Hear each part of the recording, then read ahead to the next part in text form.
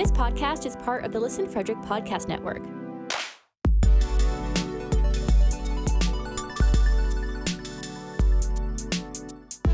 To learn more, visit listenfrederick.com. The Fedora Files. Hello and welcome to the Fedora Files. I am Gregory Fedora. With me today, I got an amazing guest. I've been a guest on his podcast twice now, and it was only fair that I let him on mine. He's been begging me, and I've just been like, no, you can't come. No, not really. Like, I've been asking in the cool him. kids room. Yeah, this is the cool kids. I'm letting you at the table. This is Shayn. Thank you for coming. Now, Shayn, I want you to tell her that. I don't want to say, because I know you do multiple podcasts, but we'll get into all that as we go. Right? I know you at least do two, possibly more that I don't know about, but two main shows and then a side show and then another side show on the works. So I guess you can call it at least two. Yeah, you're like you're the mogul of podcasts. Like, you just have all these podcasts going on. But I want to talk to you, like, so we've talked, you know a lot about me, but and if people have gone on, and because I know I've sent people to listen to your shows that I've been on, but I want them to find out more about you. And so what got you into like monsters and the paranormal and extraterrestrial stuff? What was it that drove you to this? Honestly, it's a combination of stuff more so than anything. I mean, of course, like a lot of people in the community, I've had my own weird, unexplained experiences on which covers the paranormal aspect of it. And maybe even the extraterrestrial portion of it too, depending on which way you kind of want to look at like sleep paralysis and everything. And then on the other side of it, I also grew up with my grandma being 100% Cherokee. So I grew up with her telling me like the Native American folklore stories about Sasquatch and Thunderbirds and all these different creatures too. So it was kind of like an accumulation of multiple things that all kind of compiled into one. And then me kind of keeping it where I didn't really have anybody to talk about all this weird stuff with. So I just kind of researched it on my own, do my own stuff with it. And then eventually coming around to a podcast. And now I have a plethora of people that I can talk about weird stuff with, to the point where, you know, you go to work and you forget how crazy certain things sound. So you'll be like, oh, I'm going for a Squatch like this weekend. And everybody at work looks at you like you're insane. But you say it's somebody in the community, they're like, oh, yeah, you know, I just did one last weekend. What are you talking about? Yeah, that sounds fun. Where are you going? True. And it is fun, even when you never see anything. Like, it's just getting out there. It's enjoying the woods, dude. I mean, I record the whole time I'm out there, but at night, you know, you walk around with like the LED flashlights and everything on your cameras and everything, or the red lights. And it's just noticing the little things. Like I caught like a frog that I thought was pretty cool. There's a grasshopper. And then we found a bunch of different flowers and everything that when you hit them with that light, they just look different. So they're like a little bit more neon looking colored. And I don't know. I enjoy being outside just as much as I enjoy the Squatch hike, because I've always heard from a lot of different people that if you go out expecting to find a Squatch, you're not going to enjoy the nature. But if you go out and just enjoy the nature, then you might stumble upon a Squatch. But either way, you'll have a good time if you kind of just enjoy the nature in the process of trying to find a Squatch, you know? Yeah. So, and that really is the best part. Like I live near the Appalachian Trail. So like going out there, I don't think I've ever gone on the Appalachian Trail and not seen something cool.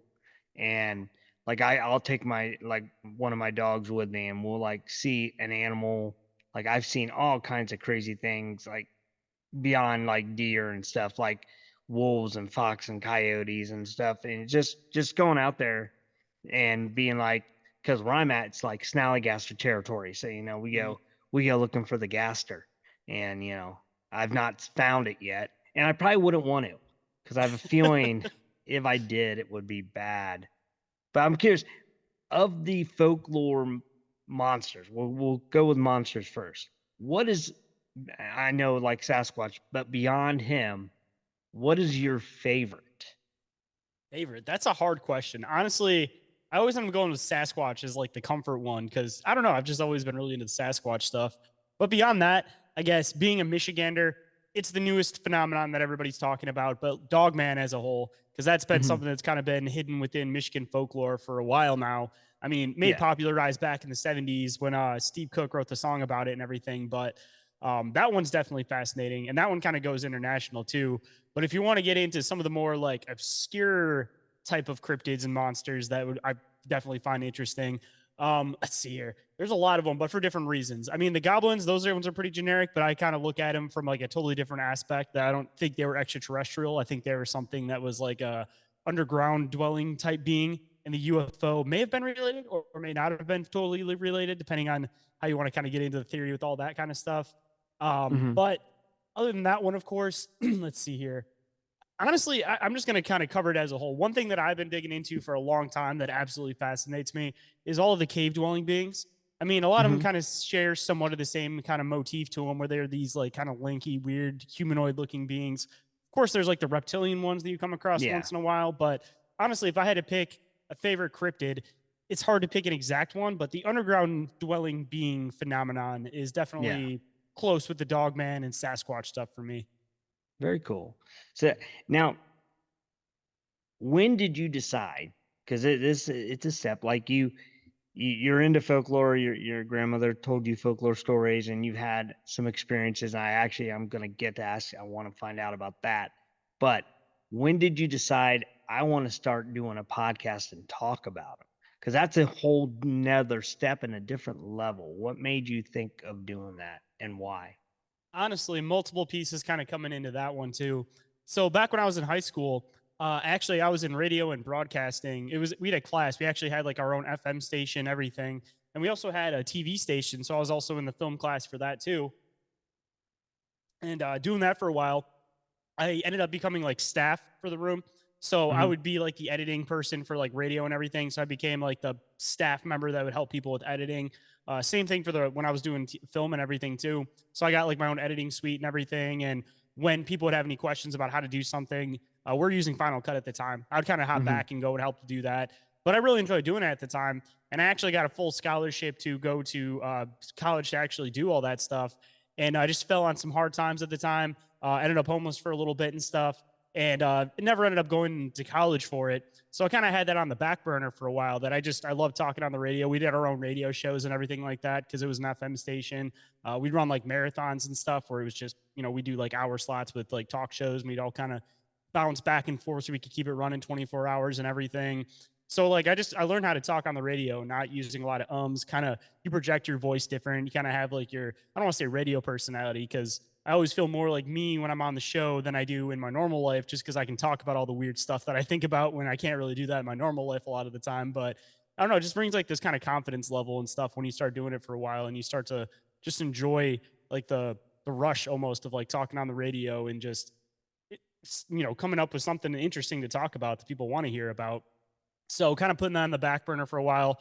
I ended up listening to a lot of podcasts when I started working, doing just labor type jobs where, you have a lot of time to just listen to stuff on headphones and everything. So started getting into just all the weird, obscure shows and everything like that, on top of course, just being interested in this stuff forever. So of course, the podcasts I'm going to listen to are all the weird, off the wall, conspiracy, cryptid, all that type of stuff. So just listening to the shows, I just noticed that they wouldn't have asked a lot of the questions that I would have asked. And the way that they did the show, it seemed like this was like 5 or 6 years ago. So podcasting was a little bit different. Of course, it kind of shifts as everything kind of goes on. And it seems like now everybody's doing a little bit more of the organic style talk shows. Where when I first started listening to podcasts and stuff, like said, actually, it's probably longer. It's probably like 6 or 7 years ago now. It was more just like straight interview style where, they'd ask a question, somebody give a really good response. And then instead of kind of diving more into that response, they would kind of Hmm. just jump onto the next question because that was just Yeah. what everybody was kind of doing at the time. So I just was like, I don't really like the way they're doing that. Like I want to dive more into this stuff. So I ended up hitting up a couple other podcasters and stuff. Ended up kind of figuring out how to get everything rolling. And once I got everything rolling, it was kind of straightforward as far as all the equipment and everything goes because I was already used to doing the broadcasting and everything from high school. I knew what programs to use. I actually had some music editing programs on my computer. So honestly, I just used those for editing the show and everything. And started asking guests and everything to come on. And ended up just connecting with a lot of people, starting my show where what I try to do is I keep it open conversation style where rather than just hitting people with questions, like if they have something they come on and talk about, or if they're a researcher or something, of course we're going to dive into that. But instead of just asking the generic list of questions, if they say something that they seem like they're really interested about talking about, or something that's a little crumb on a trail, then I'll usually kind of try to dive down that avenue. Where even just if I have a guest that comes onto a lot of shows, I always try to dive into just a different thing that they talk about. Because of course you're going to get Mhm. into their main book or whatever that they're promoting at the time, but you can kind of take different side ventures from there instead of just Mhm. doing the generic what they always talk about type thing. So like prime example, Travis Roy from Giants of Ancient America had him come on the show. Normally everybody has him come on and talk about Giants. Little they know, he does just as much Sasquatch research as he does the Giant stuff, but everybody knows him as Giants from Ancient America. So every time I Mhm. have him come on, it's like we'll talk about Giants for a little bit, but honestly, the heavy end of the conversation ends up being Sasquatch because Mhm. it's something he's really passionate about and he doesn't get an opportunity to talk about. So that's usually what I try to do with the guests on the show. And just like the name of the show, Inquiries of Our Reality, I try to inquire into our reality. So it's pretty vast as far as topics go, where we'll cover Sasquatch, extraterrestrials, UFO, um, paranormal stuff, spiritual stuff, talk about different aspects of religion, new age Mhm. concepts, just anything that's open minded and kind of off the wall to talk about that's somewhat fringe, kind of dabble into a little bit of all of it, conspiracies, geopolitics, all that kind of stuff. And Mhm. then from there, I ended up wanting to do another show where originally it was going to be all encounter reports because I wanted to kind of dive more into the cryptid aspect of things. So I started Bizarre Encounters, which is my second show. And at first, I had one co-host on there, and it was very heavy with the interviews. We'd have people come on and talk about stuff. And then he ended up taking a hiatus from the show, and he was focusing on another side show that he was working on. So I ended up having meeting my co-host Oren Felix, and he came on the show. And once he came on the show, he did just as much like research stuff as I did. But the difference Mhm. was I never put it together for like an episode really, besides just a handful of times with Ghost on the show. But that wasn't really the format that he was used to doing and stuff. So once Oren came on the show, he's an awesome researcher too. So we definitely still have encounter reports that pop in here and there. But for the most part, it's us covering bizarre encounter type topics. So we'll cover, cryptid sightings, UFO abductions, paranormal events, weird phenomenon like we've covered the Kentucky meat shower, just Mhm. something completely off the wall, just bizarre encounters as a whole. So it kind of shaped itself into a different show where it's like I have my talk show, and then on the other side, I have my deep dive / covering a topic show. And then from there, we wanted to kind of start another little side show where it's just kind of a fun, laid back show. So we started Bizarre Inquiries, which has Oren and I on it. And we do that as a YouTube and Patreon show. And we'll take in like a listener question. And as we say, we let our minds wander from there. So we'll just kind of start off with a question from the listener and just kind of let the conversation expand into what it gets into. And usually those run about 20 minutes to a half hour or Mhm. so. And another show that I'm in the process of working on right now is going to be called Cryptid Case Files. And the whole aspect of that is I'm going to do it where it's like noir style. And I'm going to, do like the bullet points for like a particular cryptid. And I'll do it all like noir style where it'll be like Sasquatch, known for the crimes of hiding behind the woods, creeping on campers, stuff like that. And then I'll cover some different sighting reports that I already asked Lon Strickler from Phantoms and Monsters if it was okay if I used some of his reports, and he said absolutely, just give me credit for them. So I'm going to cover just different encounter reports, some of my own personal encounter reports, and kind of put it together where it's like a case file and then bullet points encounters type things just off the internet and everything from different people have encountered those cryptids and everything. And doing all my different stuff that I do, not to sound too long-winded explaining all this stuff because I realize how long this is running now, but I kind of needed an umbrella to keep everything under. Mhm. So I ended up starting Open Minds Media, which kind of fits the theme of all of it.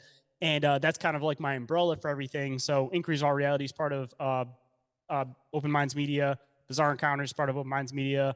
And from there, with using Open Minds Media, it kind of gave me the opportunity where if I want to start expanding into like books or expand into doing documentaries and everything, which I definitely have ideas to do all that type of stuff, I can kind of keep it all under one category.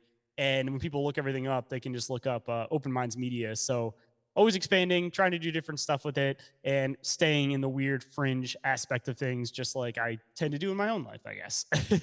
Yeah.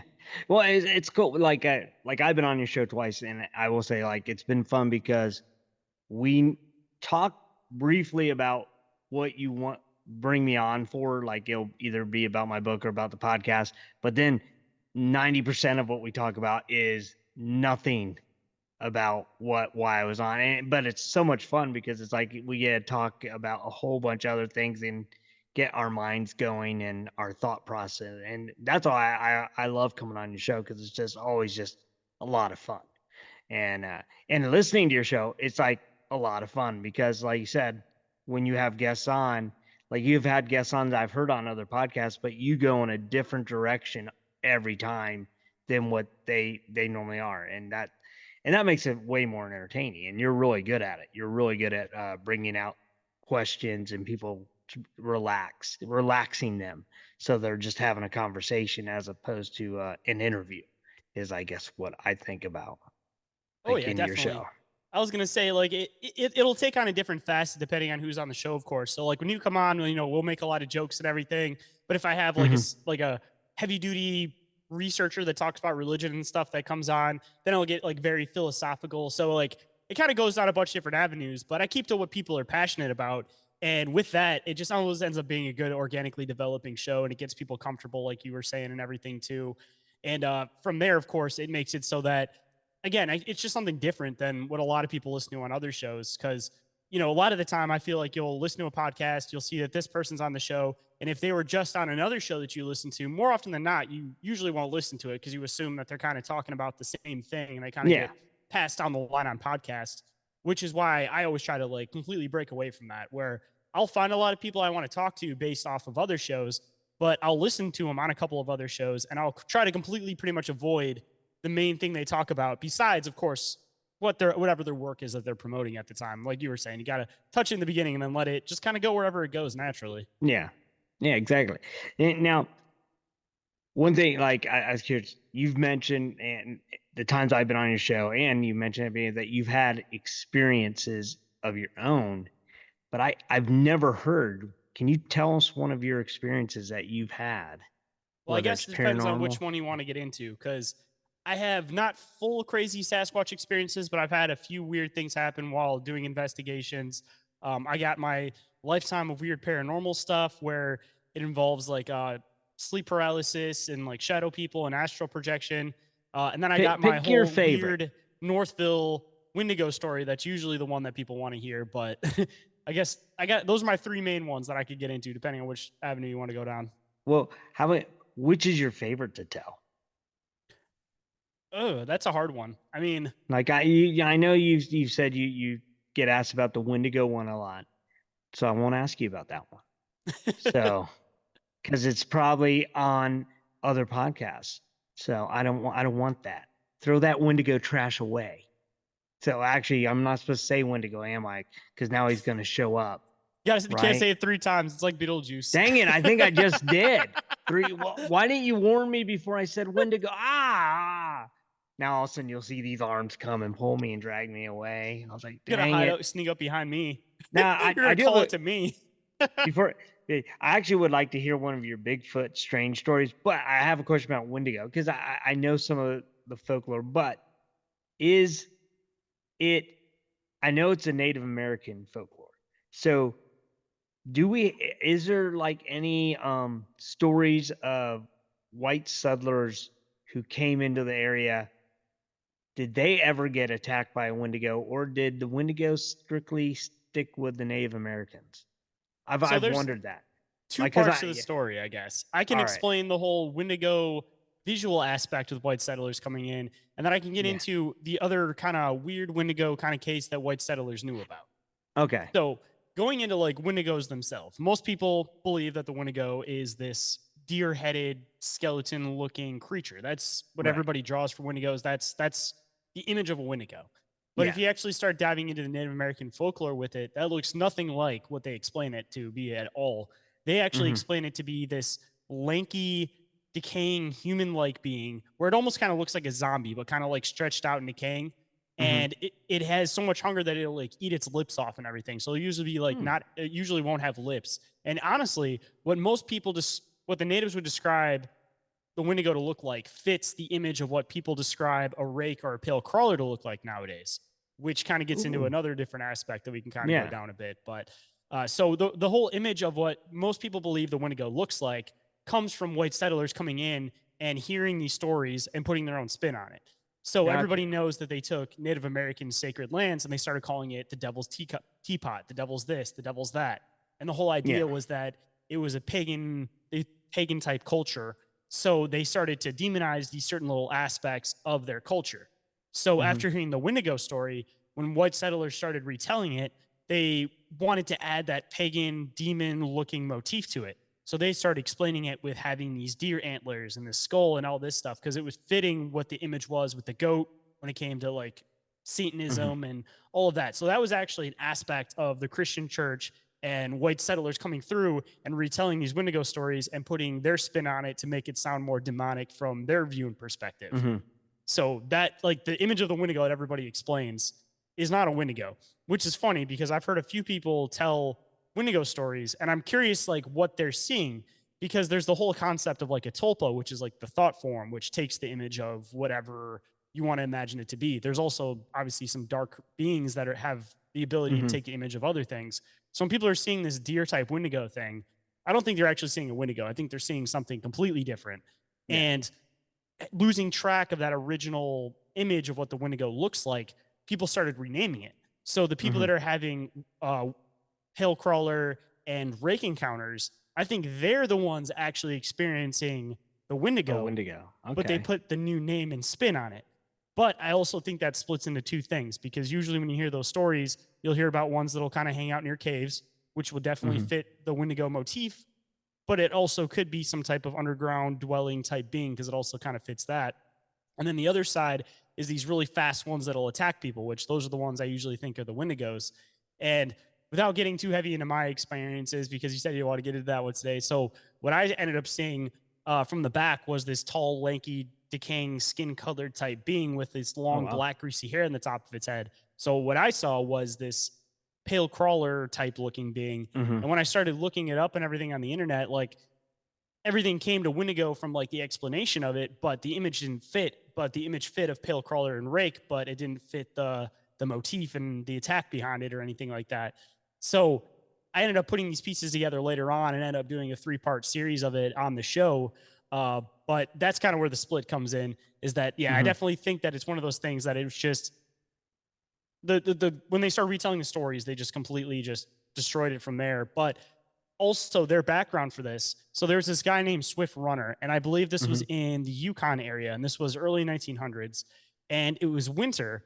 And this guy supposedly ate his entire family. Well, I don't even want to say supposedly because there's actually pictures of this. You can actually look up these old crime scene photos of this because it was early 1900s. But this guy ate his family, claiming that he had been possessed by the Wendigo spirit and pretty much used that as his reason why. And usually the response to it is the fact that there was a trading post that wasn't too far away. He definitely could have made it there. They think that the guy was just kind of loopy and attacked his family. And he, again, being native, was using the whole, the Wendigo spirit possessed me. And he was pretending like, oh, I don't know what happened, which definitely could fit that. But from there, they started using this thing called Wendigo psychosis in psychology, which was basically that it's like people that end up having a response where they want to snap into cannibalism. They start putting a name on it. They just started calling it Wendigo psychosis. So this could have been a settler's experience or a white man's experience with a Wendigo, or two, it could have been a guy that just ended up eating his family because he had something mentally wrong with him. But also, too, it's not like the second you become a Wendigo, you turn into this giant, weird creature, monster type thing. Yeah. You have a little bit of a process kind of getting into it. So, I mean, definitely a possibility, but I guess we'll never know. Wow. Well, now I feel bad because I perpetuated the deer-looking Wendigo in my book, and now I'm just I was lied to by the white man. Actually, and... just for a video on this, I had a figure made of a Wendigo, so that if anybody ever asked, I could show people what the natives described Wendigos to look like. Oh wow! Look at that. That is great. It kind of looks like Golem. Exactly. Yeah. It's like a lanky, like zombie-like decaying creature. Yeah. It looks way different than and detail. It has no lips. Not that you can see it, because again, that's part of the thing is they always say that they eat their lips off first. The Wendigo is crazy, and I know you have your experience, and I got to now redo my book because you've now shown me what the native. I went with, like I said, I went with the wrong kind of Wendigo, but I want to know. You said you've had shadow figure encounters. So how and what happened?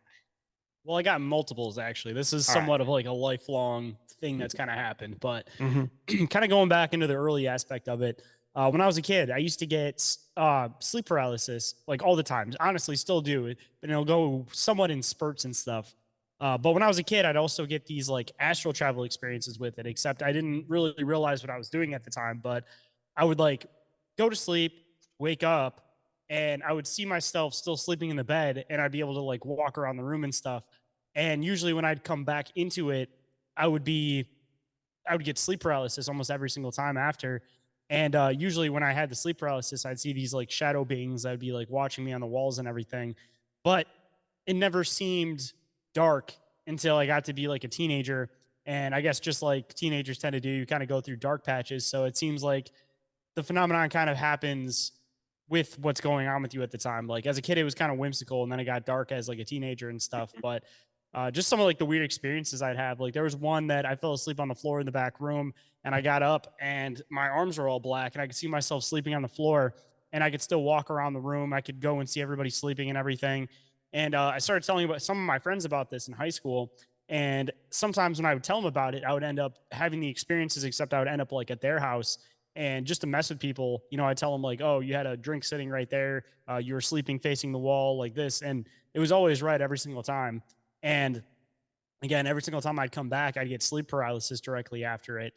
And Mm-hmm. when I was a teenager and stuff, I used to have this one that was always bigger than the rest, and it had green eyes, and it always used to like watch me. Except it never had again that dark, evil kind of feeling like most people kind of describe with like shadow people. So I kind of think that there's multiple aspects to shadow people, but I'll kind of get into that a little bit later on in the story here. So kind of darting a little bit forward a bit, not getting too heavy into all the old details with the dark house and everything, because that could turn into like a whole hour episode all on its own. But um, so later on, when I started urban exploring with Gabby, who I'm currently with now, um, this kind of partially ties into some of that I usually kind of tell with the Wendigo story, but I'll leave that part out of it too. So going into this place, I didn't really know too much about like the paranormal like rules and what you do when you investigate and stuff. I was kind of just into the urban exploring aspect of it because this was probably like 10 going on 11 years ago now. Mm-hmm. So the first time I went to Northville Psychiatric Hospital to explore, and this place had like a full campus. There was like the main hospital, there's a bunch of dorms and everything. So there's a lot to see. It wasn't just like one building you go through and it's done and over with. So we ended up going there like a lot. But one of the first times we went, I found a no smoking sign, and I also had found this little tiki head looking thing, and it looked like it was made out of like styrofoam, and somebody like hand painted it. So later on, what I ended up figuring out or kind of piecing together and assumed was that maybe it could have been like some type of art thing that somebody who was a patient there did at some point, Mm-hmm. because obviously they wouldn't give you wood or anything like that if you were in a psychiatric ward, but they might give you foam and, you know, like a plastic knife or something just to scrape it out and kind of carve whatever you want into the styrofoam and paint it. So, like I said, it was very crudely painted and stuff, but I thought it was cool. So I ended up taking it home and not putting two and two together. So we come into the house, we unload all of our stuff, and we go down to go and get a snack. And the way the kitchen was set up, there was like the front room, and then there was the kitchen, and then there was two doors on either side. So it was like a full circle you could walk around essentially. And I come down the stairs, which is over in the corner, and I stop at the top of the stairs. Gabby goes to walk into the kitchen. And as she goes to walk into the kitchen, both of us lock eyes on this dark shadow figure that's sitting on the couch. And this one felt a lot different than the ones I was kind of talking about earlier, where it just felt dark and like evil and not right. And Gabby just kind of went into that panic mode where she just kind of straight walked past it while staring at it and didn't like react. She just went and then she ended up coming around the other side where the other doorway was and looked at me, and I looked at it, and then she was like, "Did you see that?" And I'm like, "Yeah, I saw it." And we went to look, and it wasn't there anymore. So later on that night, I'm sitting in the bed, I'm watching TV. She goes to sleep, and I hear something walking in the hallway up to where the stairs are at, and then I hear something get pushed down the stairs from what it sounded like. And as that Mm-hmm. happens, she sprung up, and I'm like, "You good?" And she's like, "Yeah." She's like, "I just got pushed down the stairs in my dream." And I'm like, "That's really weird because I just heard footsteps and somebody get pushed down the stairs like just now." And I hadn't told her any of my like paranormal history at this point. So after that, I had to like pretty much explain this entire thing to her and all my weird experiences and everything. And after that, she started actually kind of believing in everything because, I mean, after having your own experience, I mean, and it seems like people that have these weird astral travel experiences, people that are around them sometimes randomly have them. So Hmm. that kind of fit that motif and everything of that. So as I got a little bit older, I stopped having these dreams nearly as much, where it kind of just turned into like I barely dream, and if I'm sure I do dream, but I don't remember any of it whatsoever. And sometimes I'll still get like the sleep paralysis aspect, but I won't remember the dream at all. So I've always kind of been curious, like what could potentially be happening over on that other side, or if it's intended for something else. And I Hmm. ended up doing a episode with Vicky Joy Anderson, who heavily talks about the whole like sleep paralysis phenomenon and lifelong experiencers of this. And some weird little pieces that she's kind of pieced together that we all seem to experience is that we'll all have these dreams, astral travel experiences where we're going through obstacle courses. And Mm. one that I went through when I was a kid was there was all these big rock platforms, and they had these like wooden structures built on top of them, and it was like an obstacle course with like rushing rapid water underneath. And I remember trying to go through it, and at one point I fell into the water, and I remember looping around a rapid and then hitting a rock. And as I hit the rock, I woke up and I had sleep paralysis, and I couldn't move for a couple minutes after that. And just weird little connecting pieces, which gets into the whole thing that I said where it could partially be somewhat of an extraterrestrial experience, is that Vicky Joy noticed the fact that she sleeps with a sleep mask on, but when she has sleep paralysis, she'll still see the room around her. So Mm. she started kind of connecting the pieces of people or something possibly covering up and giving you like screen memories over something, or Hmm. two, they're putting something into your head that's not necessarily there because maybe you're not necessarily in that space at that time of that happening. And I've heard a few different people say that they believe that a lot more people have abduction experiences than they realize. And when it comes to the whole sleep paralysis thing, I mean, the usual thing with that is that you're laying on your back, you're on a bed, and usually there's stuff that'll move around you, it'll come up close to you, it'll sit on your chest. And when you start kind of connecting the pieces that it could possibly be a screen memory, then you think of like the UFO typical alien abduction thing where you're usually laying on a bed, you're on your back, there's these things that are standing up and around you, they're poking and prodding at you. And maybe again, you don't remember a lot of it up to that point because it's actually Hmm. blocked out. But I mean, it could go either way. It could definitely be something supernatural, or it could definitely be something that's extraterrestrial. I mean, it's kind of hard to tell with a lot of this stuff because it Yeah. seems like it has a lot of connecting pieces. Could all potentially be the same phenomenon. It's just masquerading under different faces. But Yeah. like I said, potentially be a UFO experience, could potentially just be a shadow person experience. But either way, kind of weird all the same, especially Yeah. considering that there's a lot of connecting pieces to it. But on the other side of it, there has been some non negative experiences too. Hmm. And going a little bit farther on, this was probably about 3 years ago now, because my son's two. Before we ended up having my son, we ended up trying before that, and it didn't end up working. Where it was 8 weeks, didn't have a heartbeat, it didn't miscarriage, so she ended up having to get surgery to get it basically pulled out of Hmm. her and everything. And going through that, that was a really really hard time. But in the middle of that, um, I had this astral projection experience where I was in this weird place where it was in the middle of space. There was this purple nebula type thing that I was inside of, and I wasn't standing in it. I wasn't sitting in it. I wasn't even really floating on it. I was just kind of existing within it. And I saw this kid that was probably around 7, 8, kind of in that area. And he said, "That wasn't a good vessel. I'll see you on the next one." And Hmm. I ended up figuring out a couple weeks later that she was pregnant again. And I ended up figuring out a little bit later than that that it was going to be a son.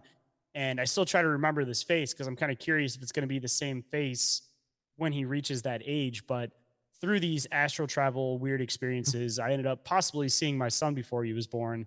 Right after I had had that experience, I woke up and I had sleep paralysis directly after. And that was the first time I'd ever been anywhere that was like unrecognizable while Hmm. astral traveling. And when I astral travel, a lot of people ask, like, are you able to control where you go, control what you do? And I've never been able to. It just kind of happens whenever it wants to happen, and I have no control over it whatsoever. And anytime I've ever tried to like lucid dream and try to control the dream, it usually will kick into high gear after that. So it's like I become aware that I'm in a dream, but as soon as I start trying to control things, then or even if it is a dream, it might be in an astral realm. I guess it depends on which way you look at it, but I've never been able to control it. I just kind of get thrown into it. And yeah, I don't know if you say I saw you want to make a comment on that one. Then I have one more Yeah. kind of weird story to share with you that kind of pertains to the astral traveling too. How did you first find out like that you were able to do the astral traveling? Curious about It that. it honestly just started happening when I was a kid, and it's been happening for so long that I don't even know exactly like when it started happening at. And like I said, just no control. It just kind of happens whenever it wants to happen. And when I was a kid, it would like happen a lot more frequently. And as an adult, I mean, I still go in spurts where I'll get like sleep paralysis multiple nights in a row. But for the most part, like I don't remember my dreams whatsoever, like even little pieces of them. Hmm. And when I do, it's usually a really weird, vivid dream. And usually it's something like kind of obscure and I don't want to say nightmare but just seems like it's like a message or something in disguise. Like I was supposed to receive that. But other than that, I mean, I might astro travel and I might not even be aware of it when it Yeah. happens. Nice. So I've got so like, did you ever read the book The Men Who Stare at Goats or I've seen the movie. the I have movie? not Okay. read the book though. Okay. Okay. Yeah, I read the book after I saw the movie. And the book it obviously goes into way more detail. It's really interesting. And I was just curious because it's very online with what you're talking about and what you've experienced, which is, I mean, I've never, as far as I know, I've never done it. Like I may, like the thing is, I remember like my dreams, and I'm kind of a lucid dreamer, where like I'll be dreaming and I know I'm dreaming, and change the dream. Like I'll be like, I don't like this. This is stupid, and in the middle of the dream, and I'll just stop it.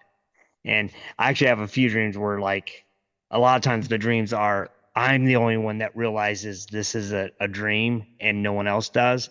And I'm getting mad at everybody in the dream because I'm like, this is a dream, guys. This is dumb. This doesn't, And they're like, no, man, this is real. And I'm like, yeah, it's like, and I'll wake up all angry and frustrated because I was like, why did nobody else know Man, that I've it had a was? few of those where I'm like trying to alert people of something and nobody's aware of it. And I've heard a few people that say that you're not supposed to ask what time it is when you're doing those experiences Oh, because people really? get really mad at you. And I haven't been able to test it out myself, but I'm definitely curious if people have tested it out or if it's just one of those like, you know, urban legends that kind of just exist. Hmm. And there was another comment I was about to make about oh yeah, that's what it was. Nope, lost it. Give me 1 second. Yeah. um Oh, yeah. Every single time I've ever tried to just become aware and try to control the dream, I have this weird thing that'll happen where like all the walls will drop out of where I'm at and I'll get Hmm. blasted through space at like a really fast rate. And I've never realized how horrified I am of that until I have these experiences. Yeah. Like there was one, there's this trick I would do sometimes just to make it so that it's almost like leaving a light on the back of the house, as I say. But when you go to sleep, you put like a night light somewhere that's in your eyesight. So then when you're have your eyes closed, you can like kind of see the light through your eyelids, but it's not enough that it keeps you awake. And every time I've done that, it usually helps for me becoming aware that I'm in the dream. But this one particular time, I was in this like cabin looking house.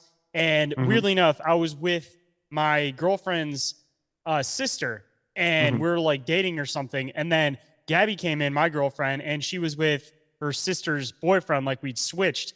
And when I saw that, I was Okay. like, no, this isn't real life. This is a dream. So I went into the bathroom and I started looking at my hands and noticed that the shapes of my hands looked weird. And I'm like, all right, this is a dream. I'm going to try to control everything. So then as soon Hmm. as I tried to like shift the house, all the walls fell down in the bathroom and I started getting blasted through space. And I was like, no, no, no, no, no, no, no, wake up, wake up, wake up. Yeah. Before you hit something really hard. No. Or go blasting through the middle of a star or something. Yeah. Or into somebody else's dream and then you're stuck there. Like I'm curious now, have you ever tried that? Because you've done like tried to sync up with someone else in their dream. Have you Actually, ever? I used to have a friend back in high school who used to have the same type of experiences happen to him. I don't know how we ended up finding each other. It's just one of those weird things that just kind of happened. But we had this weird thing that would happen where any time we would sleep in the same room, we would Hmm. both be in the astral plane together and we both would like communicate and talk and we'd see ourselves sleeping and stuff. And then Oh when we wow. wake up, we'd be like fully aware of like what had happened and us interacting with each other. And we would like say what we had conversations about back and forth just to try to see if it was legitimate and it actually happened as we thought it did. And we would have the same conversations and stuff. So I think it's one of those things where it's like the astral realm is the astral realm. And if people have the ability to go there, then you can interact with people on the astral realm. But I kind of wonder, and I don't know which way it is, but I feel like there's a dream realm and an astral realm that are, they both kind of exist. I feel like they exist in two different places. Like one, if you feel like you kind of like have your vessel there, and the other one, you feel like you kind of like mentally go there, and maybe it's something that's in your head. But on the other side of it, I often wonder if it's possible that they're the same realm. It's just a matter of when somebody's just in a dream, they see it as just a dream, so that they don't see it as another realm. So they have like a different experience than somebody that would be aware of the fact that they were in some type of astral realm, or they'd be purposefully astral traveling to it. And in turn, just because they're aware of where they are, they're more aware of like what's happening with it, and the fact that you can bring stuff back from that. Where again, if somebody just goes into it saying, oh, this is a dream, then they just view it as that, and then they wake up and they never think about it again and don't start making two and two connections that there might actually be another plane that you go to. That's insane. That'd be crazy. Like that's something that like trying to wrap your head around and like get into like that's kind of a like a whoa moment. Like when you start to really think about it. Now I know you've had, I mean, I don't want to stick because I want to have you come back, so I don't want you to tell all your stories and I know you got tons of them.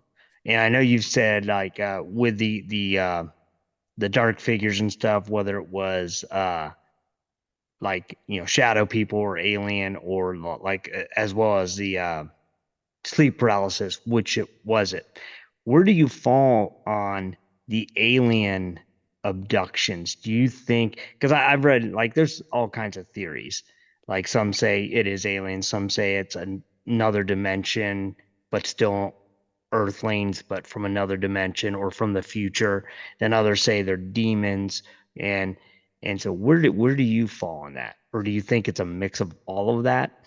I think it's a mix of different things, because I definitely think that after they were doing like the LSD experiments and everything back in the 60s, and they started having the abduction stuff that kind of started happening around like 50s, 60s, I feel like there is a huge portion of it that is government experimentation, and they're just taking advantage of, they basically wouldn't be able to conduct these experiments elsewise because they're inhumane. So rather they use some type of psychedelic that affects the person's mind to the part where they have like these crazy vivid hallucinations, where essentially they can just kind of come in wearing an alien mask, and these people are thinking they're being abducted by aliens, but they're actually being operated on by secret budget or by black budget projects and programs. And there's a lot of UFO abduction stories when you start really diving into it, that people make this comment about saying it looked like there was a mask on one of the necks. And one of them was actually the Pascagoula abduction, which is the one with the big robot-looking alien ones, where the two fishermen got abducted. There was also a female that was on the craft that was interacting with them when they were like strapped down on the bed and everything. And they made a comment saying that she looked like she was wearing a mask at a certain point. So, and actually, even the oh, my brain farted on their name. The one where back in like the 50s, where it was the couple that got abducted, where it was the African American the male. Hills. Yep, Eddie and Barney Hill. That's Barney it. Hill, Yep. yeah. When those two got abducted, they had such different experiences that it honestly seemed almost kind of like how a psychedelic trip would go, where the person who freaks out and has the bad experience, of course, is going to have the one where he thinks everybody's freaking out and poking and prodded. And then the person that has the good psychedelic experience, they're like, oh, I got to interact with the aliens. I got to do this. I got to do that. So that case in particular is another one that I feel like it's definitely possible that there was some type of government psychedelic program that was happening with this kind of stuff. But on the other side, of course, too, I definitely think that there are extraterrestrials or interdimensionals, some coming from somewhere. They're alien to some extent. We just don't quite know where they're coming from. That are definitely still running some type of experiment.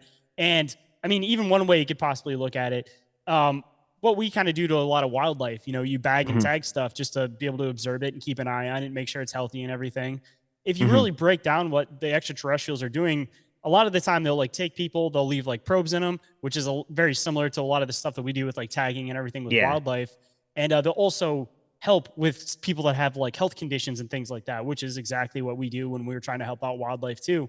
So, assumably, if these things are coming from another place, be it, interdimensional, extraterrestrial, they have some type of interest in us. And even if it's just for the same interest that we have in wildlife, trying to just preserve it just out of curiosity and stuff, I feel like that shows that these things are definitely a lot more of an advanced race, even beyond their technology, but just like mentally to view another humanoid being as being like basically an animal, essentially. But Yeah. I essentially feel like the way that they view us to do these types of things would be the same way that like we view apes. And Yeah. when you're taking like in a fish, or you're taking in an ape and you're poking and prodding it and you're putting it back out in the wild, even if you're helping it, that thing's going to have an awful experience because it doesn't know what the hell is happening. And it seems like that's the common trope with a lot of extraterrestrial stuff is people have these horrifying experiences, which are assumably because they have no idea what's happening. And then the other side, they seem like they have these like wonderful experiences where they have communication with them. They do this and they do that. And I mean, it's obviously different sides of perspective. And, again, even just the person itself, depending on like what race is possibly abducting them or what's taking them, what their purpose is behind abducting them and stuff. But I definitely feel like there's the whole perspective view that you could either have a good or a bad experience depending on like if you understand what's happening. And I mean, even kind of flipping onto another side too, when you dive into a lot of like the face stuff, it does have a lot of the same common tropes as a lot of the extraterrestrial stuff, except it kind of fits more of the interdimensional idea rather than the extraterrestrial idea. So I often wonder if a lot of like the Fae encounters could be alien encounters, or on the flip side, if a lot of alien encounters are actually Fae encounters. Okay. Well, it could be like back in the day, like thousands of years ago, they didn't have the terminology extraterrestrial or even alien. A lot of times, the stories you get are like from like the gods coming down, or like you said, like the Fae or the different things, and it may all be the same thing with different names as we kind of evolve our terminology for things and how we think of things. Like some people get mad about this, but like the word dinosaur wasn't until like the late 1800s. That wasn't a word.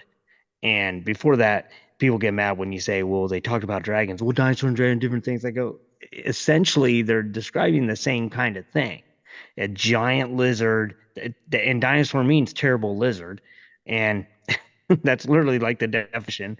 And a dragon was a terrible lizard. And I think whether or not they want to say humans interacted with these things or they saw the bones and just came up with dragons because of like they saw these skeletons, just like, maybe they did interact on some level, but See, I think that they did, honestly. yeah, And all of the old dragon stories are dinosaur stories.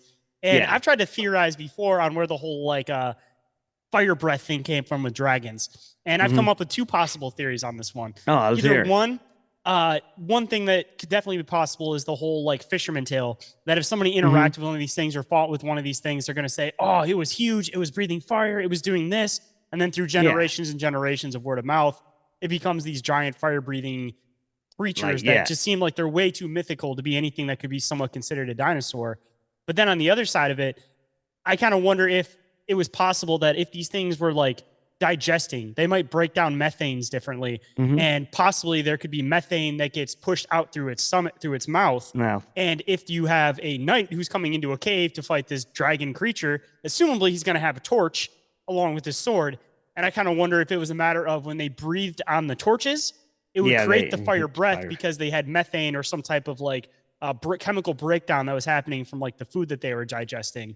But even digging into like all the old dragon stuff, I mean, a lot of them, especially like the Japanese dragons and everything, you drive into the ones from Mexico and everything, they all had feathers, which is one of those weird things that forever we didn't think dinosaurs had feathers. We thought they were just scaly, giant reptiles. Yeah. And then later on, more recently, we figured out that they are a lot more closely related to birds than they are reptiles. And that a lot of these things actually had feathers. So that's another common connection right there, that it's like these ancients knew and interacted with these things, and we just wanted to deny it and pretend like it was something mythical, but they had this understanding before we did. And all of the feathered dragons now make complete sense if you put them into the connotation of just the old word for dinosaur. Yeah, exactly. And the other thing I find interesting is that, well, like I said, I was reading, because I get into like the dinosaurs, but this paleontologist was talking about how how dinosaurs have been depicted in movies and for hundreds of years is completely wrong. He goes, because what they did was they took the skeletons and then they just sort of kind of put skin on them and some muscle. He goes, a lot of these, you're not accounting for like fat, you're not accounting for cartilage because cartilage is gone. He goes, so these things could have horns, they could have had all kinds of extra things coming out of their body that we did not know of. And this paleontologist was saying, describing, he's like, there are probably these things that looked like that dragons. He goes, like T-Rex may have had horns coming out and had all this weird stuff going on its body that freak you out. And he goes, because cartilage disappears way quicker than bone. It's like you'll not find fossilized cartilage. And he goes, it's just gone. Weird thing to So, think about too. If you take the T-Rex, we think about the T-Rex having the short little arms in the front, which yeah, makes absolutely no sense whatsoever. But then we yeah, talk about the whole idea of how they're related to chickens. If you yeah, spin the arms and you look at them more as little side wings, it yeah, makes a lot more sense as far as the appearance of the creature goes. And then it actually has somewhat of a purpose to the creature, even if it yeah, was just being able to flail in order to like weird off predators or try to show that yeah, it's bigger than the other one. It makes a lot more sense if you look at it from the idea that it might be little wings rather than like yeah, little tiny like hands in the front. yeah, Especially if you're an like a apex giant predator. chicken. Why Yeah, would you adapt to have tiny little hands in the front? That makes no sense. yeah, Unless exactly. the other option is it actually maybe walked forward and those hands were actually somewhat on the ground and actually was a predator that stayed low rather than standing back up on its hind feet. I Oh, mean, true. Yeah, and like leaped at you I feel like like a that'd be a frog. better attack pose to begin with, anyways. That if it was trying Yeah. to attack something, its throat's protected, its stomach's protected. If it stays low, then it can also run up and ambush stuff and ram it and Yeah. flip it over. Because if you think about the idea with a lot of the other four-legged herbivore dinosaurs that assumably this thing went after, it'd make a lot more sense for it to be low and be able to attack Yeah, than then it would be coming for it from to try to poke from down. because a lot of those herbivore dinosaurs had armor on the top, and like if it's going from top down, it's going to be running into spikes and all kinds of stuff. Where, like you said, if it's going a low angle, it's going to come underneath that armor. Mm-hmm.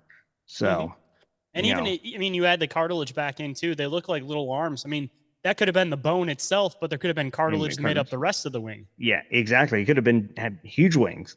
Like it could have been more like a wyvern, which didn't have any arms. And right, the wyvern was more like a serpenty thing, had back legs, and I mean, didn't if it? you're I looking can't at remember.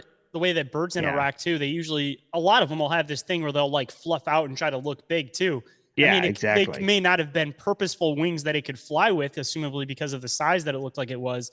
But that doesn't mean that it may not have been something, again, that folded out with cartilage that just made it look really big when it needed to. Exactly. See, that's awesome. Now, I we've been going a while now. So again, Shane, thank you for coming on, and I appreciate it. And I know you're going to come back because we're going to keep doing this. And I'll see you again soon at an coming up event. Do you want to tell everyone where they can find all your stuff, like your podcasts and everything, one more time, just so they know that? Yeah. If anybody wants to come and find all of the work that I do Increase All Reality and Bizarre Encounters again. Those are the two main podcasts. But I keep everything under Open Minds Media. So I try to make it so that you guys can find all those from one link. If you guys want to check that out, it's LANKTR.EE/open_minds_media. And off of that, just something I want to throw in here because I just uploaded some new merch designs onto the store. I keep stuff that's not just podcast related, but also just stuff that pertains to cryptids and conspiracies and all that kind of stuff. So if anybody wants to check out some of the new shirts I did, one really cool one I did was this reptilian wearing like a suit, and it says reptilians for America, and it has like it looks like a button and everything like that. So it's like something to go with the new presidential election coming up this year. If you're not for either party, you can be for reptilians for America. Yeah. And then I got one with a super buff Sasquatch on it that says respect the forest. I did a Dogman design, and then I did another Sasquatch research design. I always kept everything as black shirts, but I'm trying to mix some stuff up. So that Reptilians for America one is printed on a blue shirt with the red, white, and blue. And then that Sasquatch researcher shirt is printed on a green. So just because I was trying to mix it up, add some new merch designs, figured I'd take the opportunity to tell people to come and check it out. Very cool. Yeah. And definitely go check Shane's stuff out. Check out his podcast. Podcast is amazing. It's like well done and way entertaining and informative. Like it's all the above. It's learning and entertaining all in one full swoop. Learnertainment. Learnertainment. You got to come up with a good mixed word for Yes. that. Learnertainment. You'll love it. Learnertainment. Yes. And for those of you who have checking us out and are here, I appreciate it. Thanks for stopping by. And remember to, as always, stay safe and keep searching. The Fedora Files. Check out FedoraCRT.com today.